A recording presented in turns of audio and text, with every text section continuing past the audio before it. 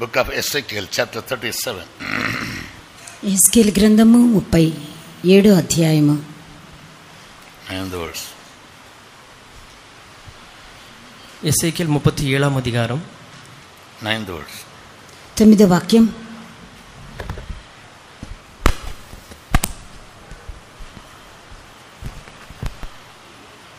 వచనం. అప్పుడు ఆయన, నరపుత్రుడా, జీవాత్మ వచ్చునట్లు ప్రవచించి ఇట్లనెము, ప్రభువుకు యెహోవా సెలవిచ్చినదేమనగా, జీవాత్మ నలుదిక్కుల నుండి వచ్చి హతులైన వీరు బ్రతుకునట్లు వారి మీద ఊపిరి విడువుము. அப்பொழுது அவர் என்னை பார்த்து, நீ ஆவியை நோக்கி தீர்க்க தரிசனம் உரை, மனுபுத்திரனே, நீ தீர்க்க தரிசனம் உரைத்து ஆவியை நோக்கி, கர்த்தராகிய ஆண்டவர் உரைக்கிறது என்னவென்றால், ஆவியே, நீ காற்று திசை 4 இருந்து வந்து கொலையுண்ட இவர்கள் உயிரடையும்படிக்கு இவர்கள் மேல் ஊது என்கிறார் என்று சொல் என்றார். In 37th chapter of Ezekiel, we read about Ezekiel గ్రంథము 37 అధ్యాయంలో మనం ఇలాగ చదువుచున్నాము. how the bones got the life back. ఆ ఎముకలు ఏ విధంగా మరలా జీవము పొందుకొనేనన్న విషయాన్ని చదువుచున్నాము. நாம் எசேக்கியேல் 37 அதிகாரத்தில் அந்த எலும்புகள் எவ்விதமாக உயிர் அடைந்தது என்பது குறித்து வாசிக்கிறோம்.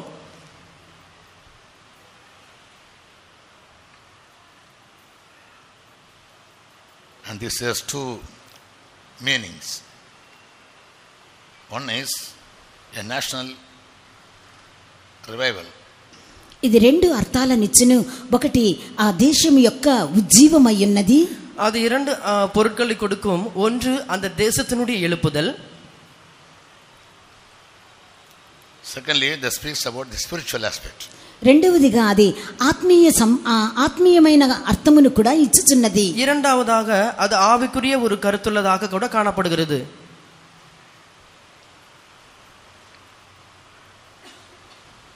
I don't know whether you have studied about it. దీని గురించి మీరు ఇదివరకే నేర్చుకొని ఉన్నారా లేదా నాకైతే తెలియదు. ఇది గురించి நீங்கள் முன்னமே கற்றுக்கொண்டிருக்கிறீர்கள் இல்லை என்று எனக்கு தெரியாது.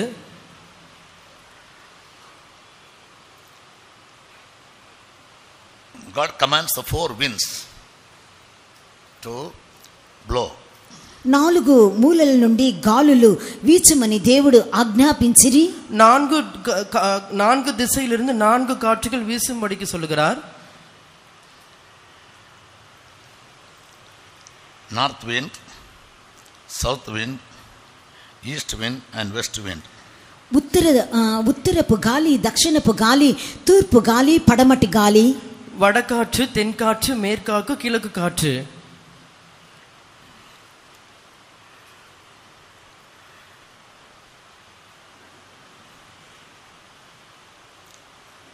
And these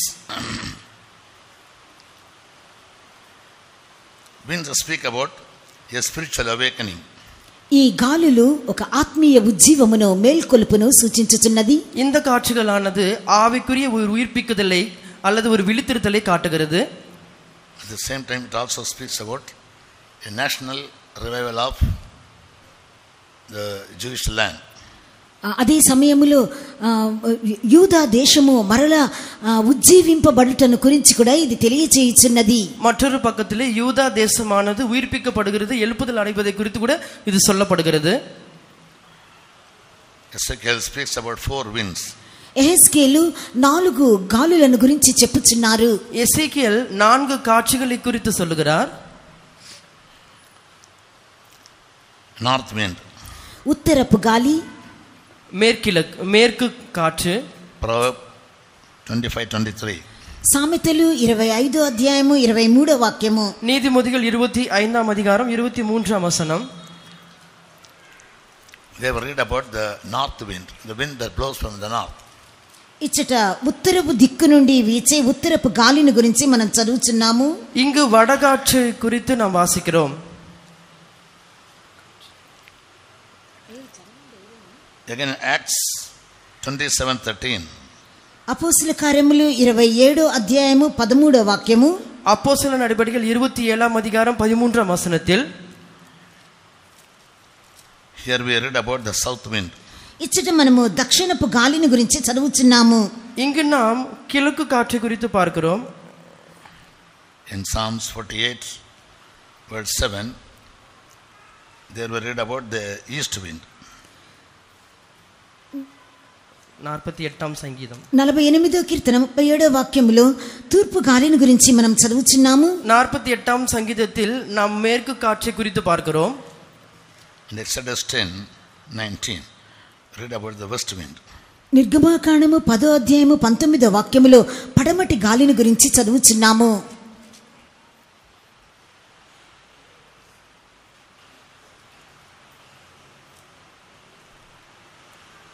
So this chapter signifies three things. ఇవన్నీ మూడు కార్యములను గురించి చెప్పుచున్నది. இவைகள் மூன்று காரியங்களை குறித்து சொல்லுகிறது. National resurrection of Judah. యూదా దేశము మరలా పునరుత్థానము చెందుట, మరలా కట్టబడుటను గురించి చెప్పబడుచున్నది. யூதா தேசமானது மறுபடியுமாக அது உயிர்ப்பிக்கப்படுதலையும் மறுபடியுமாக அது கட்டப்படுதலை குறித்து சொல்லப்படுகிறது. Secondly, it speaks about the church. రెండవదిగా ఇది సంఘమును గురించి చెప్పుచున్నది. இரண்டாவதாக இது சபை குறித்தும் சொல்லப்பட்டுள்ளது. The church is quickened by the Spirit. ఆత్మ చేత సంఘము ఉజ్జీవింప చేయబడుచున్నది. ஆவியின் மூலமாக சபையானது உயிர்ப்பிக்கப்படுகிறது.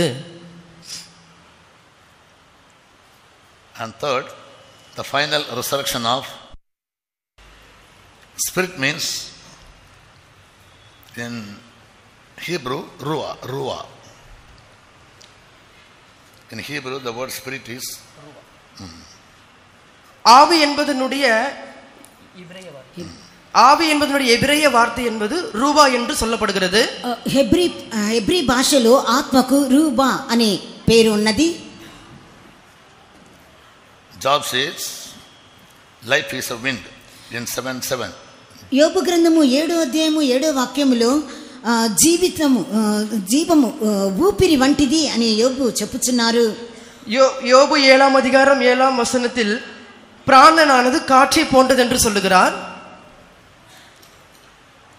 నా జీవము వట్టి ఊపిరియే అని జ్ఞాపకం చేసుకొనుము. என் பிராணன் காற்றை போல் இருக்கிறது என்று he speaks about his breath which is compared to the spirit of God. అతడు తన ఊపిరిని గురించి అది దేవుని ఆత్మతో సమానము అని పోల్చి చెప్పుచున్నాడు. அவன் தன்னுடைய சுவாசத்தை தேவனுடைய ஆவியோடு கூட ஒப்பிட்டு சொல்லுகிறார்.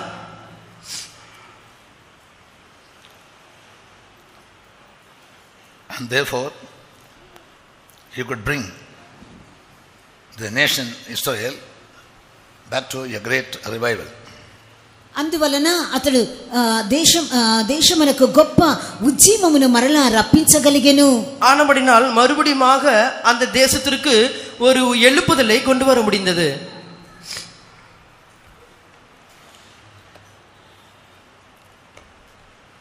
Proverbs 17:32 dry bones.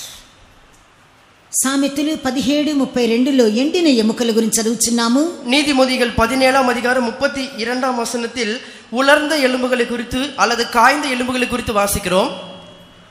22 సంతోషము గల మనసు ఆరోగ్య కారణము, నలిగిన మనసు ఎముకలను ఎండిపోచేయును. மனமகிழ்ச்சி நல்ல ஔஷதம், முறிந்த ஆவியோ எலும்புகளை உலர பண்ணும். 22ஆம் வசனம்.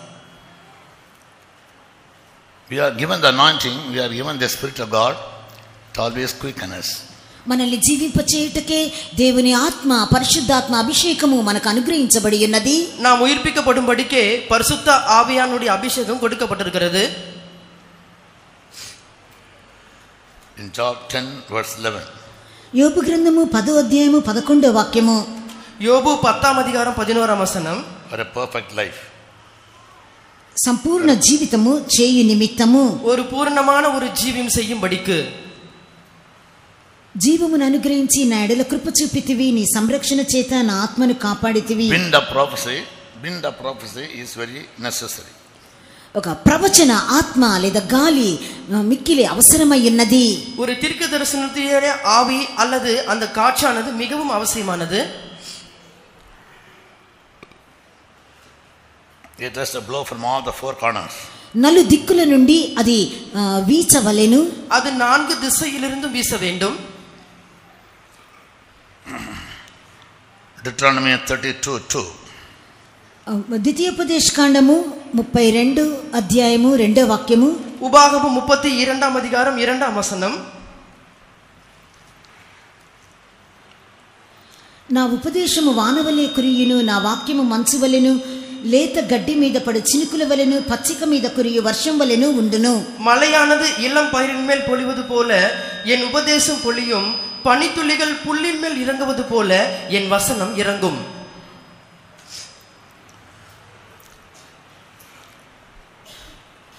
Here he speaks about the spirit that descends.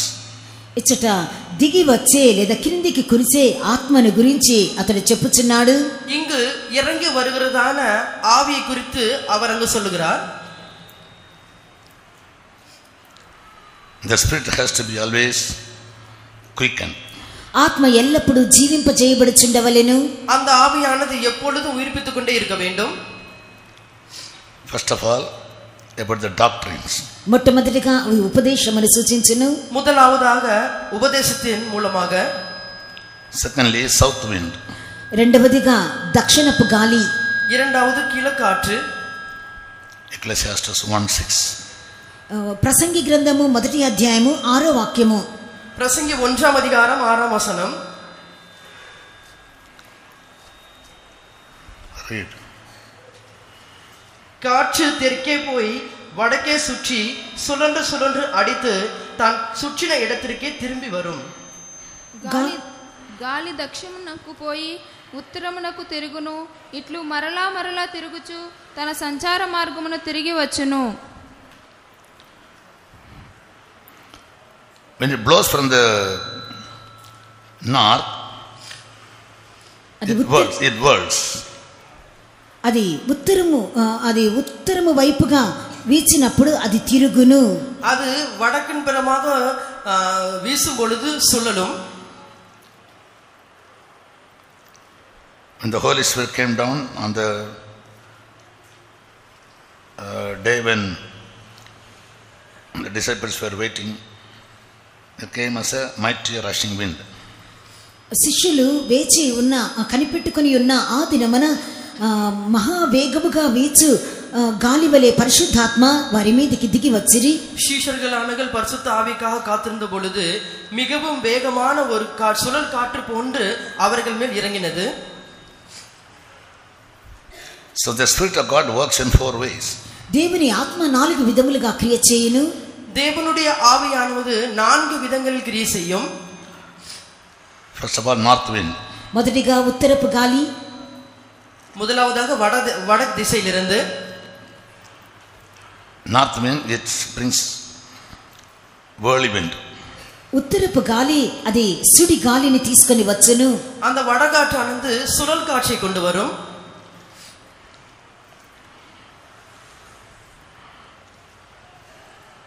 And the south wind brings Acts 27:13. Acts 27:13. దక్షిణపు గాలిని గురించి అపోస్తల కార్యములు 27వ అధ్యాయంలో చదువుచున్నాము.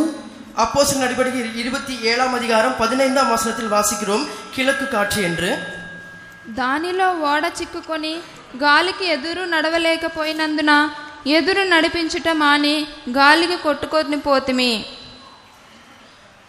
கப்பல் அதிகம் அகப்பட்டு கொண்டு காற்று எதிர்கொண்டு போக கூடாதபடினால் காற்றின் போக்கிலே கொண்டு போகப்பட்டது. 13వ వాక్యం. దక్షిణపు గాలి మరియు దక్షిణపు గాలి మెల్లగా విసురుచుండగా వారు తమ ఆలోచన సమకూడిందని తలంచి లంగారు ఎత్తి క్రేతు ధరని ఓడ నడిపించిరి. Here you find how the south wind blew. దక్షిణపు గాలి ఏ విధంగా విసురుచున్నదని ఇక్కడ మనం చూచుచున్నాము. இங்கு கிழக்கு காற்றானது எவ்விதமாக வீசுகிறது என்று நாம் வாசிக்கிறோம். Again the east wind. తూర్పు గాలి. இரண்டாவது தெற்கிலிருந்து காற்று. Psalms 48:7. 48వ కీర్తన 7వ వాక్యము. సంగీతం 48వ அதிகாரம் 7వ వచనం. తూర్పు గాలిని లేపి తర్షీషు ఓడను నీవు పగలగొట్టుచున్నావు. கீழ்காற்றினால் தர்ஷீஷின் கப்பல்களை நீர் உடைக்கிறீர். By the east wind he breaks the ships of Tarshish. తూర్పు గాలిని లేపి తర్షీషు ఓడలను పగలగొట్టుచున్నావు. கீழ்காற்றானது அல்லது தெற்கிலிருந்து வந்ததான காற்றானது தர்ஷீஷினுடைய கப்பல்களை உடைத்து போடுகிறது. Then comes the west wind. తరువాత పడమటి గాలి. அடுத்து மேற்காற்று. Exodus 10:19. నిర్గమాకాండము 10వ అధ్యాయము 19వ వాక్యము. యాత్రాగమం 10వ అధికారం 19వ వచనం. అప్పుడు యెహోవా గాలిని త్రిప్పి మహాబలమైన పడమటి గాలిని విసరజేయగా అది ఆ మిడతలను కొంచుకొని పోయి ఎర్ర సముద్రంలో పడవేసెను. ఐగుప్తు సమస్త ప్రాంతములలో ఒక్క మిడత అయినను నిలువలేదు. அப்பொழுது கர்த்தர் மகா பலத்த மேல் காற்றை வீசும்படி செய்தார். So the west wind when it blew, పడమటి గాలి వీచినప్పుడు, మేర్కాற்று వీసుం పొழுது what happened? ఏమి సంభవించెను? என்ன సంభవిக்கும்? Read. చదవండి. వాసియుங்கள். 2 Kings 2:1. 2 రాజులు 2వ అధ్యాయము 1వ వాక్యము. 2 రాజాக்கள் 2వ అధికారం 1వ వచనం.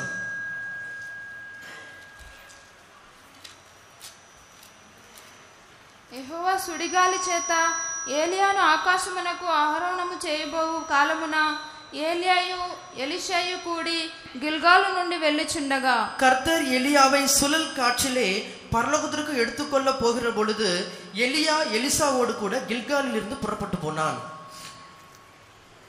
So God took away Elijah in a whirlwind.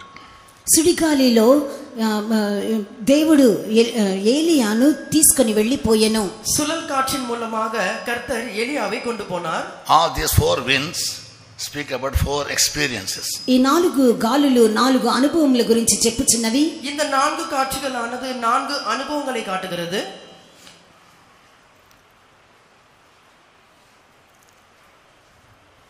It makes us very strong. ఇది మనల్ని బలమైన వారిగా మార్చును. ఇది நம்மை బలముள்ளவர்களாக மாற்றும்.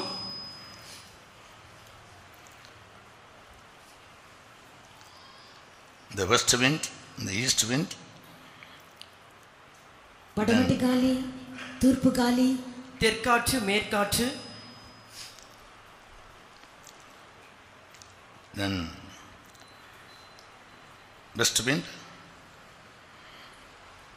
All these winds, the 4 type of winds, when they keep blowing, it brings about a great revival in the church. దక్షిణపు గాలి, ఉత్తరపు గాలి, ఈ 4 గాలులు సంఘం మీద వీచినప్పుడు గొప్ప ఉజ్జీవమును సంఘమునకు కలుగచేయును. வடகாற்று, கிழக்காற்று, இந்த 4 காற்றுகளும் சபையில் வீசும் பொழுது சபையில் ஒரு பெரிய எழுப்புதல் உண்டாகிறது. Wind is compared to the Holy Spirit. గాలి పరిశుద్ధాత్మతో పోల్చబడెను. காற்றானது பரிசுத்த ஆவியானவர் கூட ஒப்பிடப்படுகிறது. It works in various ways.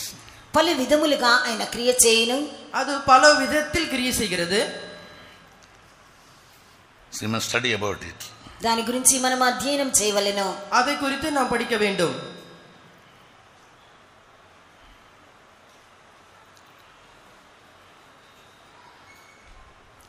So I prophesied as he commanded me, and the breath came into them, and they lived and stood up upon their feet, an exceeding great army.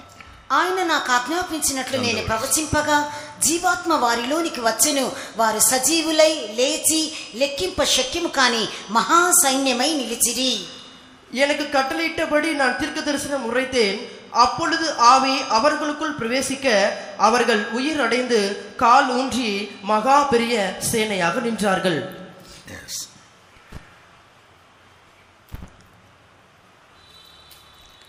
That speaks about the national revival and the church revival. Also the Holy Spirit.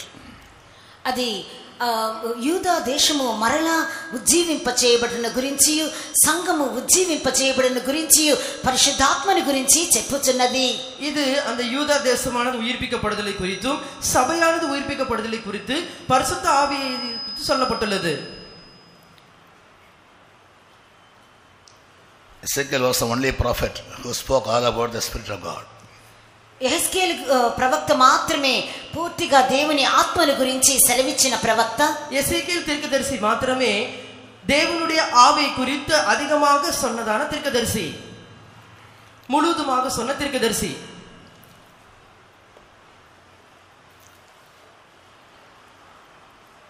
And he spoke about the four winds. అతడు 4 గాలుల గురించి చెప్పెను. அவர் 4 కాక్షిகளை குறித்து சொல்லுகிறார். And he calls it as the breath. అది జీవమును కలుగచేయును, அது ஜீவனை உண்டாக்குகிறது. And breath upon the slain that they may live. 9th verse. 9వ వాక్యము, ఎండిన ఎముకలకు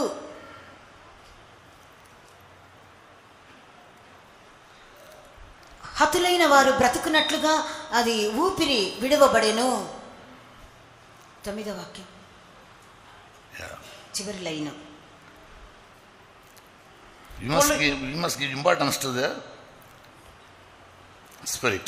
దేవుని ఆత్మకు మనము ప్రాముఖ్యతనివ్వవలెను. தேவனுடைய ஆவிக்கு நாம் முக்கியத்துவம் கொடுக்க வேண்டும். Especially the north wind, south wind, east wind and west wind. ప్రత్యేకంగా ఉత్తరపు గాలి, దక్షిణపు గాలి, తూర్పు గాలి, పడమటి గాలి, மிக விசேஷமாக வடகாற்று, தென்காற்று, மேற்காற்று, கிழக்கு காற்று.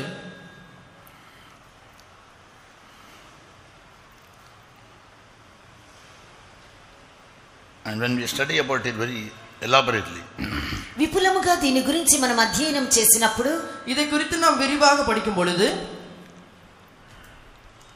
we can understand about the deeper experiences of the Spirit. ఆత్మ యొక్క లోతైన అనుభవముల గురించి మనం అర్థం చేసుకోగలము. ஆவியை குறித்ததான ஆழமான காரியங்கள் குறித்து நாம் புரிந்து கொள்ள முடியும்.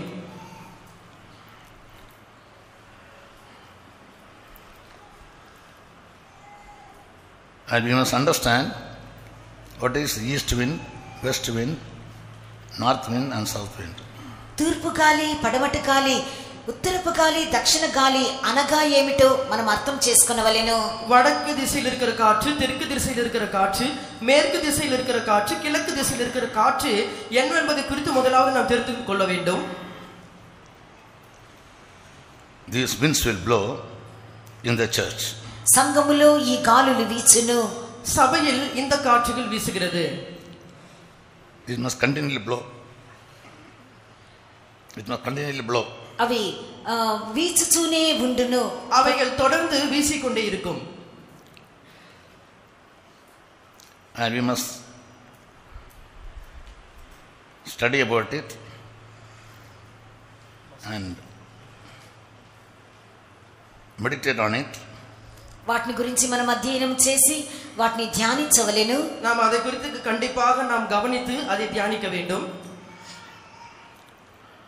How these four winds work in our life. మన జీవితంలో ఈ 4 గాలులు ఏ విధంగా క్రియ చేయునో మనం గ్రహించవలెను. நம்முடைய ஜீவிதத்தில் இந்த 4 காற்றுகள் எவ்விதமாக கிரியை செய்யும் என்பதை குறித்து நாம் அறிந்து கொள்ள வேண்டும். They work against the spirit. It works against the spirit. ఆత్మకు విరోధముగా The wind speaks against the spirit. ஆவிக்கு விரோதமாக வீசக்கூடிய காற்று. ఆత్మకు విరోధముగా వీచే గాలులు, ஆவிக்கு விரோதமாக வீசுகிற காற்று.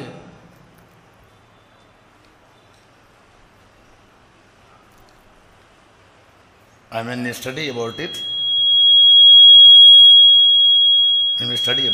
దాని గురించి మనము అధ్యయనం చేసినప్పుడు, அதை குறித்து நாம் படிக்கும் பொழுது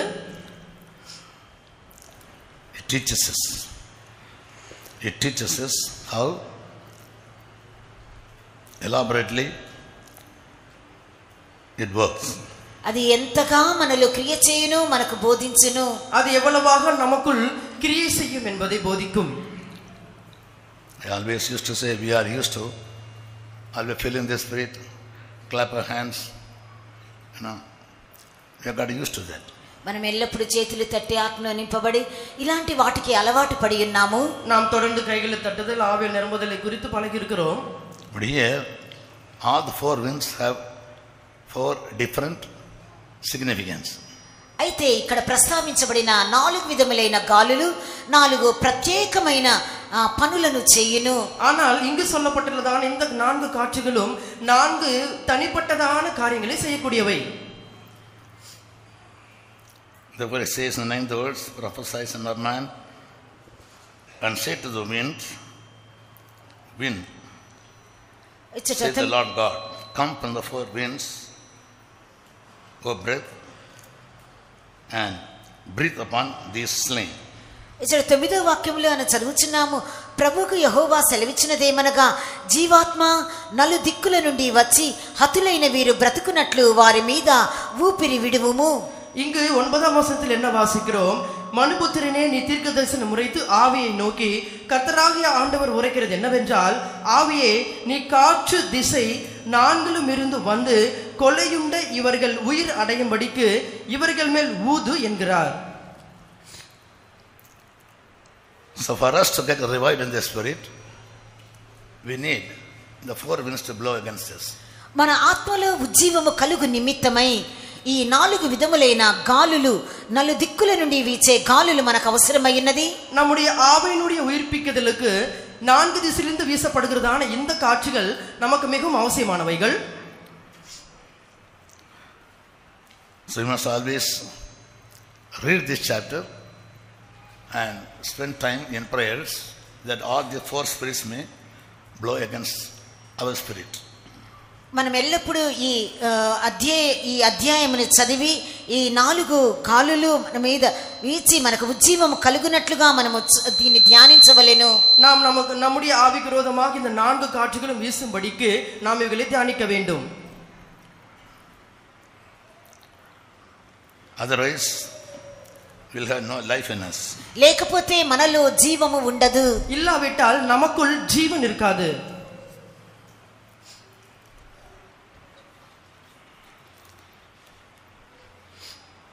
If no life, then no revival. మనలో జీవము కలుగకపోతే మనకు ఉజ్జీవము ఉండదు.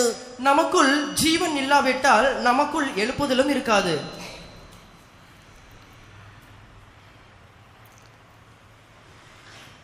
So always study about these things in elaboration, and I'll teach about it in the next time. వీటిని మనము విపులముగా మనము ధ్యానించవలెను. తర్వాత మరొక సందర్భంలో నేను వీటన్నిటిని గురించి వివరంగా బోధించదును. இவைகளை நாம் விரிவாக நாம் படிக்க வேண்டும். ஆனபடினால் அடுத்த முறை சந்தர்ப்பம் கிடைக்கும் பொழுது இதை நாம் தியானிக்கலாம். Today just keep in mind, we need these four winds to work against us to quicken our spirit. మన ఆత్మను ఉజ్జీవింపచేయ నిమిత్తము ఈ 4 విధములైన గాలులు మన ఆత్మ మీద వీచవలనన్న విషయాన్ని మాత్రమే మీరు జ్ఞాపకం అందించుకొనుడి. இந்த 4 காட்சிகளும் நம்ம ஆவிக்கு விரோதமாகவே இவைகள் நம்முடைய ஆவிக்கு விரோதமாக வீச வேண்டும் என்பது குறித்து நாம் தியானிக்கலாம். Sometimes we may study from human point of view. మానవ రీత్యా దీన్ని మనము చదివినప్పుడు, மனித ரீதியாக நாம் இதை படிக்கும் பொழுது it won't give us deeper meanings. ఇది మనకు లోతైన అర్థాలను ఇవ్వదు. இவைகள் நமக்கு ஒரு ஆழமான ஒரு பொருட்களை கொடுக்காது. Put breath in you and you shall live. నీలో నీ And you shall know that I am the Lord. Verse 6. Verse 6. మీలో జీవాత్మనుంచగా మీరు బ్రతుకుదురు, అప్పుడు నేను యెహోవానై ఉన్నానని మీరు తెలుసుకొందురు. உங்களுக்குள் நான் ஆவியை கட்டளையிடுவேன், அப்பொழுது நீங்கள் உயிர் அடைந்து. There are a lot of quotations given. You can study about it. అనేకమైన విషయాలు ఇక్కడ చెప్పబడి ఉన్నవి. మనము దాన్ని అంతటినీ నేర్చుకొనగలము. இவை अनेक காரியங்கள் இங்கு சொல்லப்பட்டுள்ளது. அவைகள் எல்லாம் நாம் கற்றுக்கொள்ள முடியும். So we want the Spirit to quicken us. మనల్ని జీవింపచేయ నిమిత్తమే దేవుని ఆత్మ మనకు అవసరము. நாம் உயிர்ப்பிக்கப்படும்படிக்கு அல்லது எழுப்புதல் அடையும்படிக்கு தேவனுடைய ஆவி நமக்கு அவசியமானது.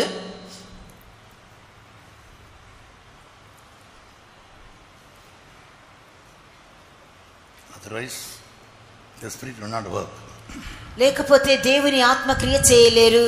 இல்லாவிட்டால் தேவனுடைய ஆவி கிரியை செய்யாது. Always pray about it. Always pray about it. దీని గురించి ఎల్లప్పుడూ ప్రార్థన చేయవలెను. இதை குறித்து நாம் எப்பொழுதும் ஜெபிக்க வேண்டும்.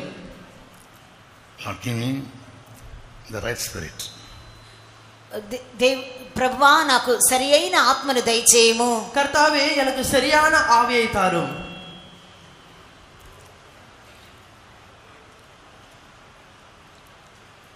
So that the Spirit of God can work so vigorously. తద్వారా దేవుని ఆత్మ శక్తివంతంగా నాలో క్రియ చేయగలరు. அதன் மூலமாக தேவனுடைய ஆவியானது நமக்குள் வல்லமையுள்ளதாக கிரியை செய்யும்.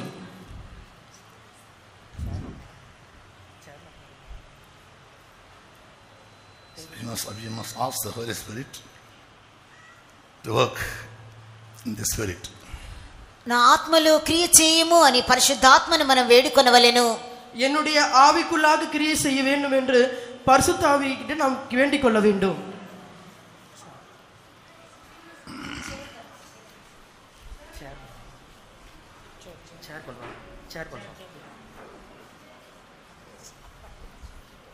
So God willing, we'll study about the next week. ఈ అనుభవాల గురించి మనము నేర్చుకొనవలెను. அடுத்த வாரம் நாம் இந்த காரியங்களை குறித்து கற்றுக்கொள்ளலாம். వచ్చే వారం ఈ విషయాల గురించి నేర్చుకుందాం. Praise God. దేవుని స్తోత్రించదము. స్తోత్రం అనుభవం. Praise the Lord, praise the Lord, praise the Lord. Praise the Lord, praise the Lord, praise the Lord, praise the Lord. Praise the Lord, praise the Lord, praise the Lord, praise the Lord, praise the Lord. Praise the Lord, praise the Lord, praise the Lord, praise the Lord.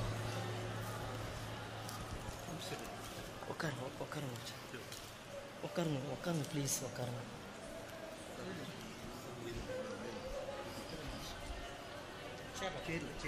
కొంచెం ఒక్కరు చైర్లో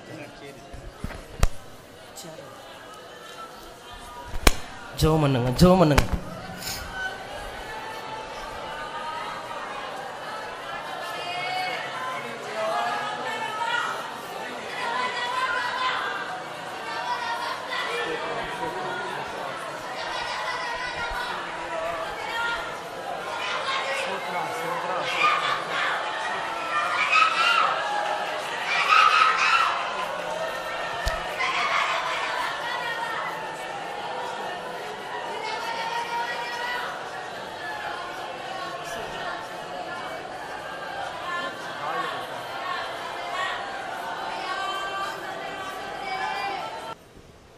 దేవుడు ఇంతసేపు కూటం అంతా భారవించి ఆశ్రయించినందుకు స్తోత్రించుదము. దోద్ర దోద్ర దోద్ర దోద్ర దోద్ర దోద్ర దోద్ర దోద్ర దోద్ర. Pass గారి వారం 4-5 రోజుల నుంచి అస్సలు బాగలేదు. నిన్నంతా ఉపవాసం తీసుకొని ప్రార్థన చేస్తూనే ఉన్నాడు. ఆయనకు విరుద్ధంగా క్రియ చేసే అంధకార శక్తులన్నిటిని నిర్మూలన చేసి అద్భుతమైన స్వస్థత దయచేయాలి. ఎండిపోయిన ఎముకలకి దీవాత్మ ఊది జీవింపజేసిన విధంగా ఆయన స్వస్థపరిచి జీవింపజేయనట్లుగా ప్రార్థించుదాము.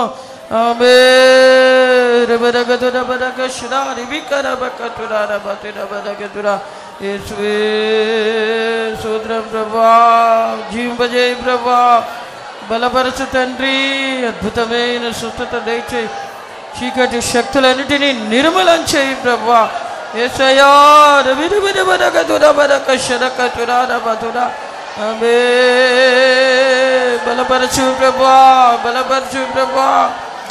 ఆమె శరబలగ దురబలగ దురారబ తుదిబిడ బలగ తాన యేసు నామములంగా నజరేయుడైన యేసు నామములంగా రిబక తురారబ యేసువే దోద్ర దోద్ర దోద్ర దోద్ర దోద్ర దోద్ర దోద్ర దోద్ర. ఆమె నదాలెలు. సమాధానకర్త అయిన దేవుడు సాతాను తలను శీఘ్రముగా నీ పాదముల కింద చితక దొక్కించును చెప్పిన వాగ్దాన ప్రకారంగా తన ప్రాణాత్మ శరీరానికి విరోధంగా క్రియ చేసే సాతాను తలను తన పాదముల కింద చితగదొక్కి సాక్షి బిడ్డగా దేవుని సన్నిధానంలో నిలబెట్టినట్లుగా ప్రార్థించుదాము.